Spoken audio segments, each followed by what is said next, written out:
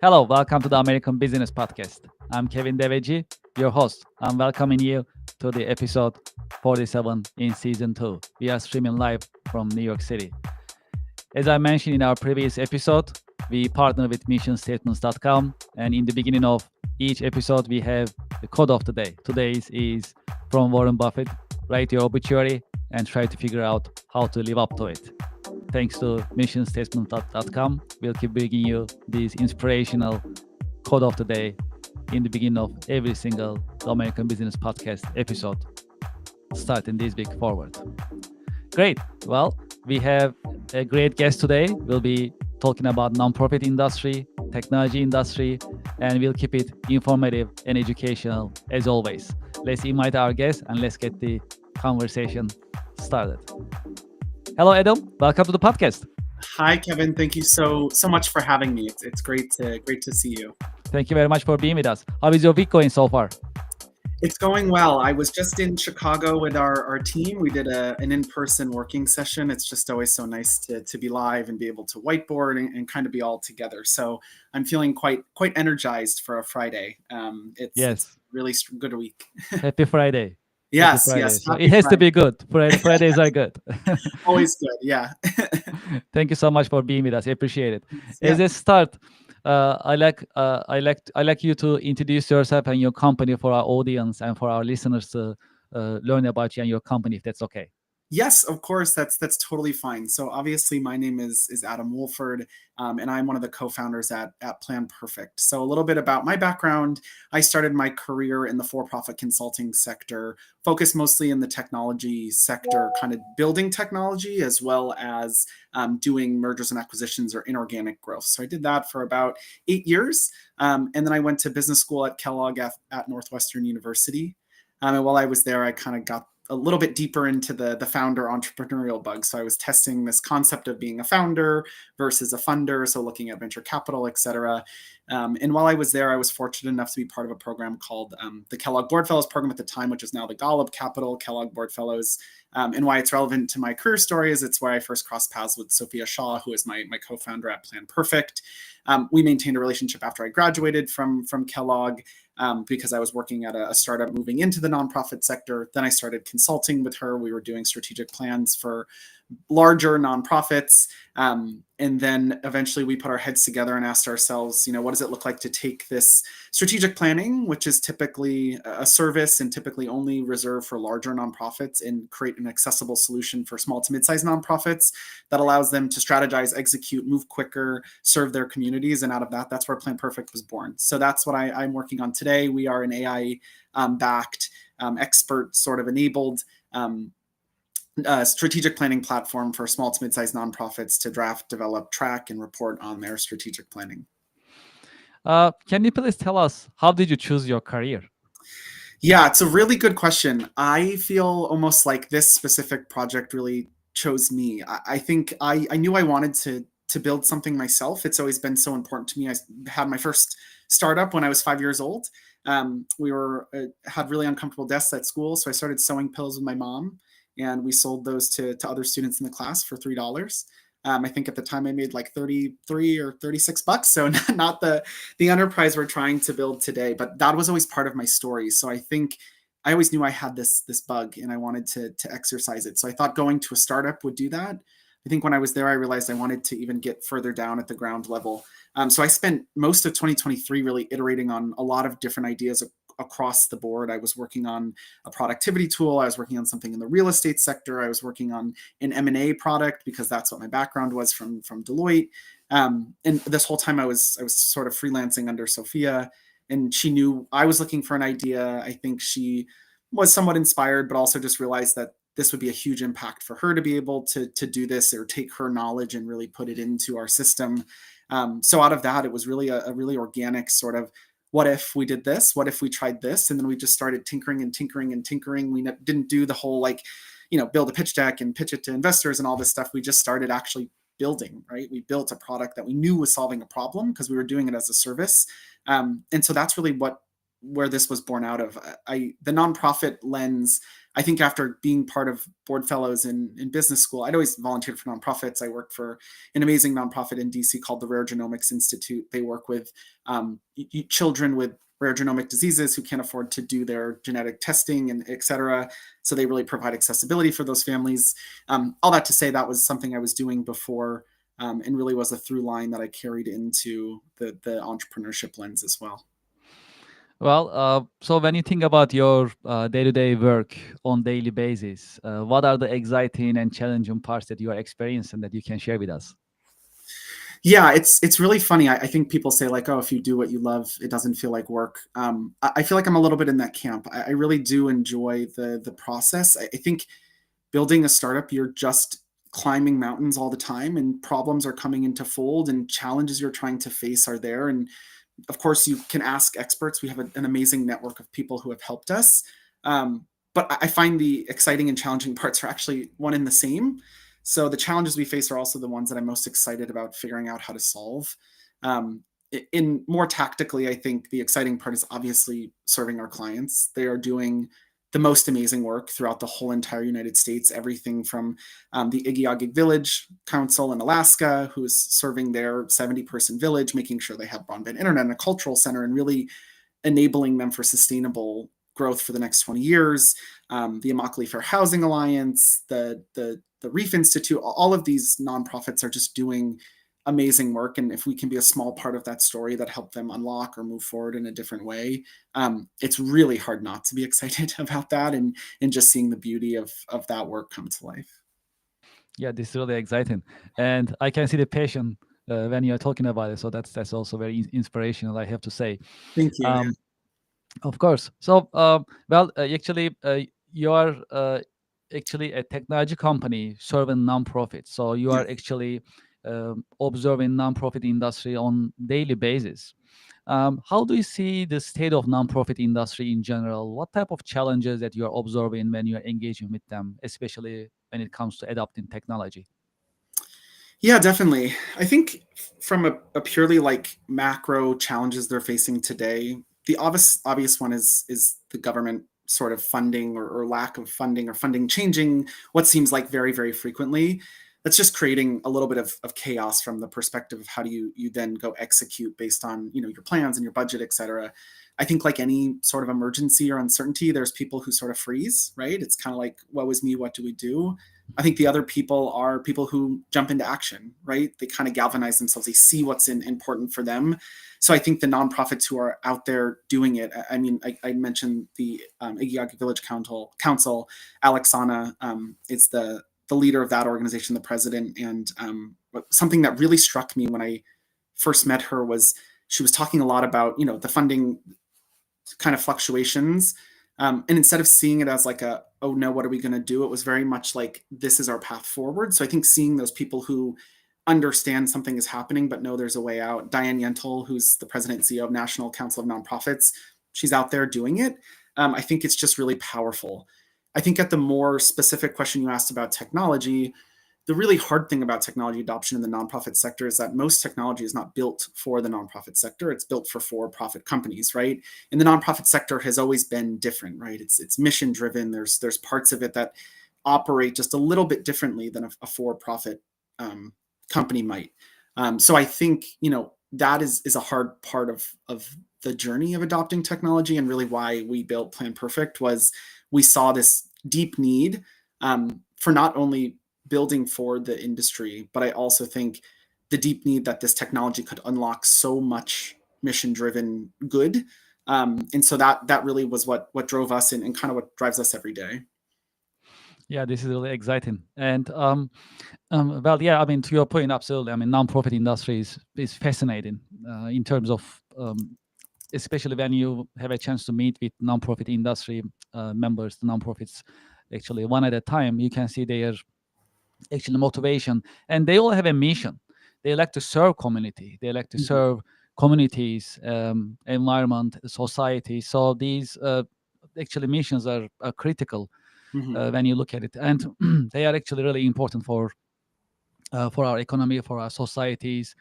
Um, so one of the things actually when I actually engage with nonprofits is, yeah, to your point, the adaptation to technology, and you share your insight. That's really spot on. Also, another thing that we really talk about in the podcast is, which is a very popular subject, is actually AI. So we get news, something new about AI. We learn about it pretty much every single day. We started to use ChatGPT like earlier in our previous episode. We talked about ChatGPT, and our guest and myself, we actually put our names in ChatGPT and saw the result. It was actually pretty cool. I did the same thing. I actually asked about the American Business Podcast to ChatGPT. And all of a sudden, I saw all this information about myself, about the podcast, our number of episodes, number of followers. That was amazing. Everything happened in a second. So that's pretty cool stuff when we think about it. So it's actually changing our lives. That's actually what I'm trying to say. Hmm. And in that sense, I like to actually, get your insights. What do you think about AI? How it is impacting? What type of impact it's making on nonprofits? And how should nonprofits benefit from AI from your point of view?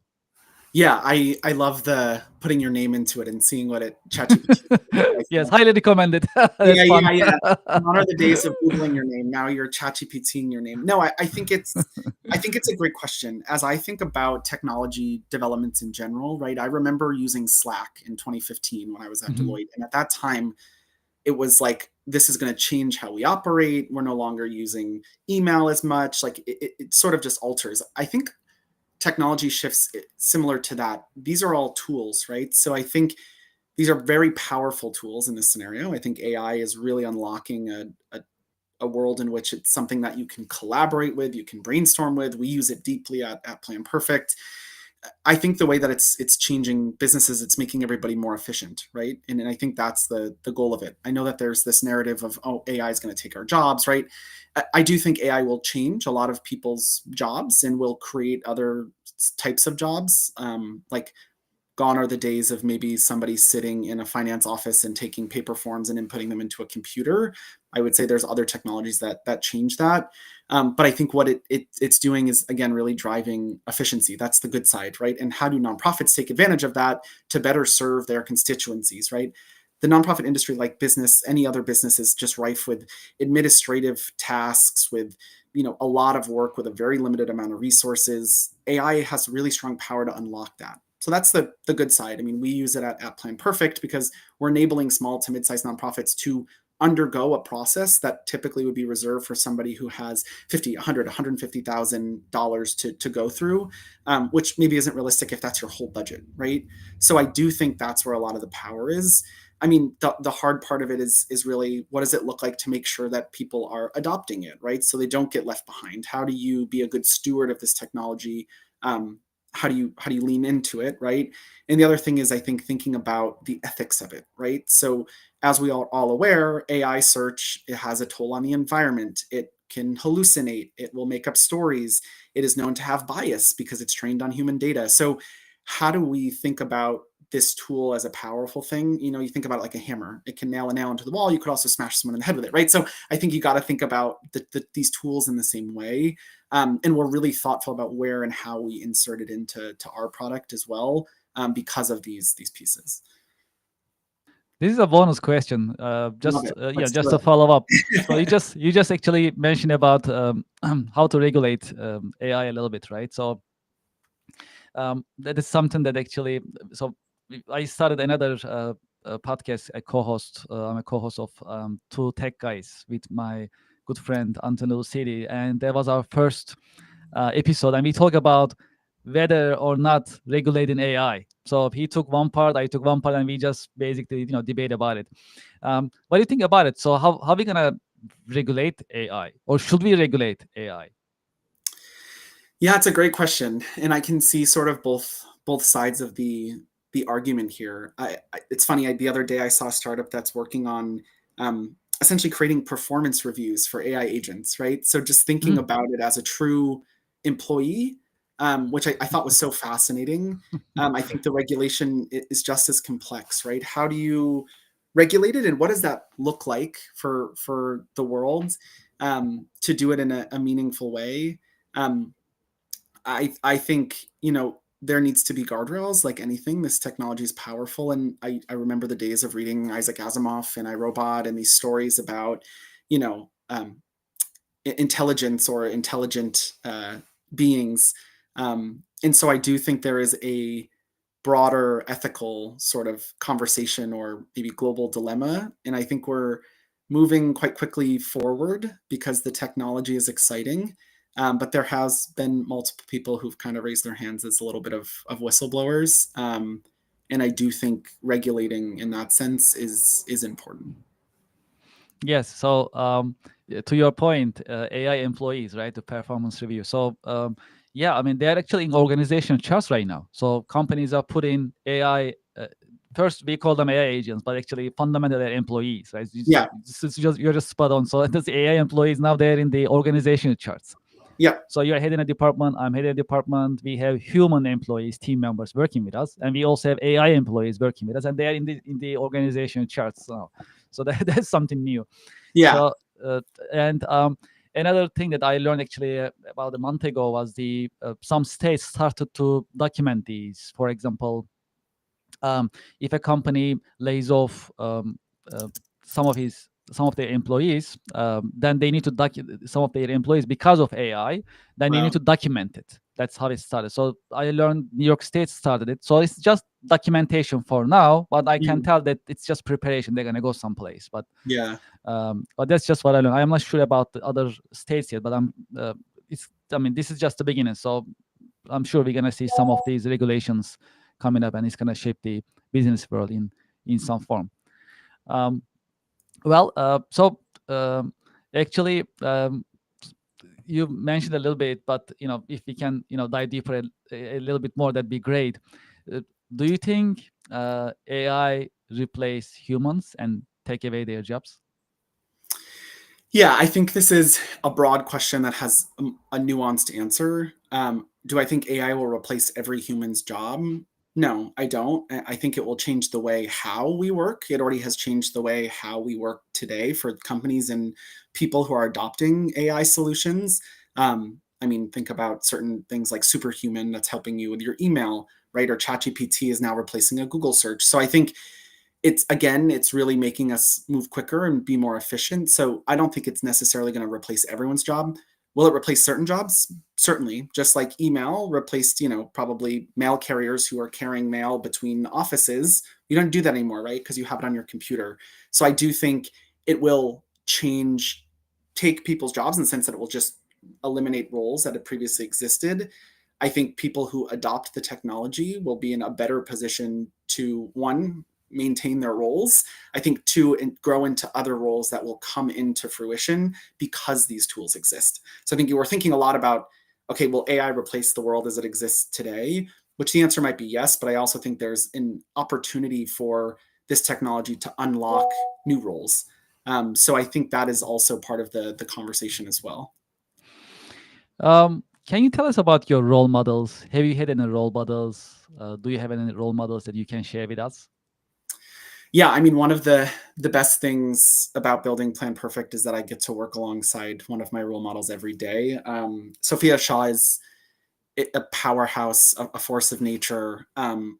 She leads with such power and grace in a way that I hope to emulate. As an example, she was my professor before we started working together, and I remember during COVID there was so much happening. Right, we were going through a Yes. pandemic. There was this reckoning with, the Black Lives Matter movement and thinking about acknowledging diversity and equity and inclusion, which the conversation, of course, has changed only 5 years later. But one thing during that time, I just remember Sophia really leading from a place of guiding us along in a journey, but also showing that she was on it herself. And there's something so beautiful about that vulnerability and the grace in which she is able to lead. And I think seeing that and being able to see that work has just been really amazing. And I think we truly are like two parts of a puzzle. We fit so well. She is a marathoner and works like a marathoner. I think she could work all day, every day. I am a sprinter. I work in very short intervals and need rest. Our work aligns to that. So it's just a really beautiful partnership, obviously skills and fundamental pieces, but the way in which we work and what we can learn from one another has just been really powerful. So yeah, I'm lucky enough to work alongside one of my career role models every day, and I'm learning from her, trying to suck up as much as I can in this journey of entrepreneurship and life and just growing. Yeah, sounds like a great opportunity. Well, can you tell us about your interests outside of work? Do you have any passions that you can share with us?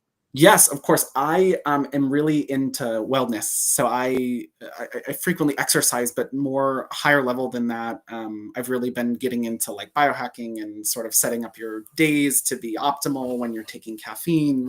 So I'm knee deep in all of that. Andrew Huberman is a big person, podcaster in this space that I follow quite closely. So yeah, I'm actually now becoming a triathlete. So I'm participating in the Chicago Triathlon in August. I did my first triathlon with Oh Dare to wow! Try. Congratulations! Yeah, that's Yeah, great. thank you. Yeah, Dare to Exciting. Try is one of our customers. They're an amazing organization, an adaptive sports organization working with people with disabilities to get them into triathletes, turn them into triathletes or athletes. And I think that being my first triathlon gave me the bug to not only obviously get deeper and deeper with Dare to Try, but also participate in triathlon. So yeah, come August, I will be an official sprint triathlete. So I'm looking forward Amazing. to putting that on my resume. Yeah, absolutely. That's really exciting and inspirational. Thanks for sharing it with us. Of course, yeah, of course. So, in your busy schedule, how do you stay motivated? How do you stay inspired? Yeah, it's a great question. It's funny. Sophia and I were actually talking about this the other day, and we're always focused on ARR and number of customers, right? So it's like this sort of very commercially driven metric, which is super helpful because it obviously sets goals and it makes us achieve them in any way possible. What I like jokingly said at the time, but has become such a deep part of my ethos since, is talking about AR, what I call ARI, so annual recurring impact. So how can we think about what we're doing? It's obviously a business. We're trying to make money. We're trying to grow. There's that part of it so that we can serve the nonprofit industry more broadly, make this a sustainable solution. At the same time, how do you keep the end result of your work in mind? And so for me, I feel like I have those two sort of metrics. One is very mission driven, one is very financially driven. On the days the financial ones look rough, I'm able to look at the impact ones and keep the financial ones in mind. So I think those two things, both building a business and the excitement of getting it to grow and letting it be sustainable, is so important to me. I mean, I'm an MBA consultant by trade. I'm not going to hide that high achieving side of myself, but I think keeping that impact and really realizing how we're helping and being able to serve these clients has just been such a special part of the journey. And that's what keeps me going and keeps me working and coming back to my computer each and every day. Yes. Well, so in our podcast, our mission is to share educational content and informative content with our audience and listeners. In that sense, um, do you have any career advice for the next generation professionals and the workforce when they are choosing their career or further in their current career? Yeah, this is such a great question, and I've been reckoning with this myself, right? It's most of my MBA peers are, starting to make partners at a BCG. I'm working on a small startup, really grinding in the trenches, and it's just interesting to see sort of the two different journeys. I think the biggest thing that I've been really clinging to recently is this concept of work-life integration. Everyone talks about work-life balance, and I always saw these two worlds so separate. I think when you can find a place where you can integrate who you are with what you do, you unlock so much more value for the world, but also for yourself, right? So for me, I don't know what that is for everybody. For me, it was starting a company, it's getting in the nonprofit sector, right? Like all these things that are obviously mission driven, but also just are part of who I am. It made it so much easier. I feel like even preparing for this podcast, I wasn't like, I was like, oh, I need to go figure this out. Of course I prepared, but Mhm. I think more so it's just so easy to speak from the heart because this is who I Yes. am, right? Natural. Yes. Yeah. So I think Absolutely. those finding that integration and really trying to achieve that integration is really what I would recommend to anyone. And again, that could look like becoming a partner at BCG. That could look like being the CMO at a brand company, or it could be starting your own company. I think the journey can look different. I think everyone just needs to kind of find their path. And even when it's scary and dark and you don't know where you're going, just keeping in mind that that along the way you're kind of charting your own course and really working to do what you were put on the earth to do. Yes, absolutely. Well, before we end our conversation, for those who are listening and watching, where they can learn more information, where they can get more information about Plan Perfect, and if they like to get in touch with you, if you'd like to share your information, Yeah, that'd of be great. course. Yeah, so you can visit our website at planperfect.co, not .com, .co. And my email is just adam@planperfect.co, or you can email founders@planperfect.co, and that will go to Sophia and I. So yeah, we'd love to hear from anyone, either people trying to navigate into the nonprofit sector, fellow entrepreneurs trying to build mission-driven organizations, or nonprofit leaders themselves, or board members who are just interested in starting to think more strategically and grow their organizations to drive impact. Yes. Well, Adam, thank you so much for being with us in your busy schedule. It was a great conversation. I truly appreciate it. Thank you so much, Kevin. Thank you. Yes. So I'll see you around, and I wish you a great weekend. Thank you so much. Thank you. Bye now. Thank you. Bye. Well, to our audience and to our listeners, it was another educational and informative The American Business Podcast today. I hope you liked it too. So we learned about nonprofit industry. Also, we learned about Plan Perfect, the company of Adam, and also we learned about actually life and work integration. That's also an important concept that actually he mentioned today. That was also something that we can consider in terms of our business life as well as our personal life uh, to run together simultaneously. Also today we reach 90,000 YouTube subscribers. We truly appreciate your support. If you haven't done so, please go to our YouTube channel and subscribe. You can see the QR code right here. You can scan and go to our YouTube channel.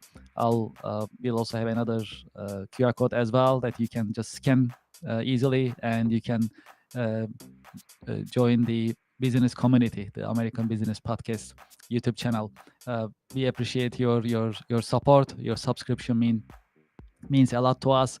You can subscribe, you can share your thoughts, you can like, and also invite your contacts as well to our YouTube channel. We truly appreciate it. As you know, we actually stream every week with informative and educational content, and we are fully booked till September. And every week we have an educational content in our episodes. We have a guest speaker, and we learn from experts. That's how we design the American Business Podcast. Would you like to be a guest in the American Business Podcast? Do you know someone who can be a guest? Please send us an email, americanbusinesspodcast@gmail.com. We keep an open mind. Also, we love to hear from you. You can also share your feedback with us. You can send us an email, americanbusinesspodcast@gmail.com. Also, in this QR code that you see on the screen, if you scan it, it'll bring a form. You can share your feedback on this form as well. We love to hear from you. And for those who actually reach out to us, share their insights, we appreciate it. And we are very responsive. I like to also mention it as well. Anytime that you get in touch with us, we reply and we stay in touch. That's very important. What else is happening? Well, if you go to our website, americanpodcast.tv, you'll also see our schedule, what is coming, episode number, our guest speaker, as well as what subject we will be covering. You can see it on our website. We keep our website updated. If you also like to learn more about our podcast, our website is a great source for that as well. Also, we have a sponsor, IP Vanish VPN. If you are looking for a VPN, you can visit the link that I'm sharing on the screen. You can learn more about IP Vanish VPN, and you can subscribe if you are interested. Well, thank you so much for being with us. I truly appreciate your support. I'm looking forward to seeing you at the coming The American Business Podcast episode. Thank you.